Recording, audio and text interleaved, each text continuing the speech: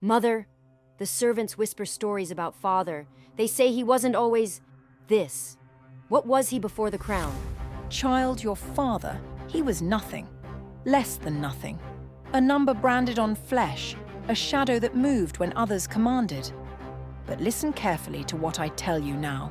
What he became defies the laws of men and gods alike. How does a slave become this? How does emptiness birth a king? Because he discovered something the rest of us fear to touch. That suffering isn't poison, it's raw material. And your father, he built himself a throne from every chain that ever bound him. You want to know what I was? I was meat, property. My name was whatever they needed it to be that day. I slept on stone floors and ate scraps that wouldn't satisfy a dog. But here's what they never understood about breaking a man completely. Sometimes in that absolute zero, something else begins to grow.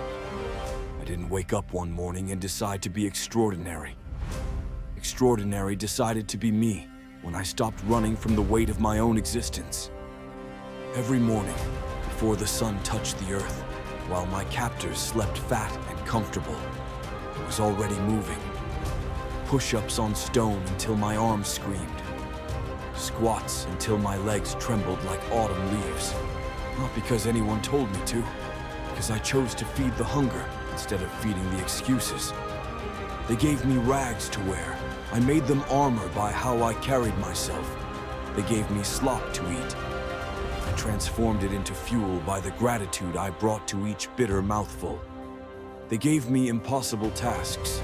I made them stepping stones by completing them while others complained. See, most men negotiate with their suffering. They bargain with it. They ask it to be gentler, kinder, more convenient. I married mine. I took suffering as my bride and let her teach me secrets that comfort never whispers. While others cursed their circumstances, I studied mine. I learned that every no was just information. Every closed door was just data about which wall to break through next. Every humiliation was just tuition in the university of becoming unstoppable. I stopped asking why me, and started asking what now. The guards who watched me saw repetition. They saw a slave doing push-ups in the dark. What they couldn't see was the empire I was constructing inside my skull. One repetition at a time, one choice at a time, one uncompromising decision at a time. I built discipline the way other men build debt. Consistently, relentlessly, compound interest working in my favor while they slept.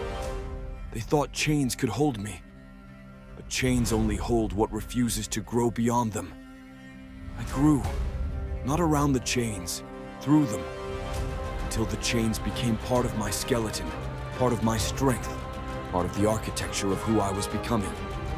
The day I stopped being their slave wasn't the day someone freed me. It was the day I realized that freedom was something I could take, not something I had to be given. And I took it the only way anything worthwhile is ever taken, repetition by repetition, choice by choice, without permission and without apology.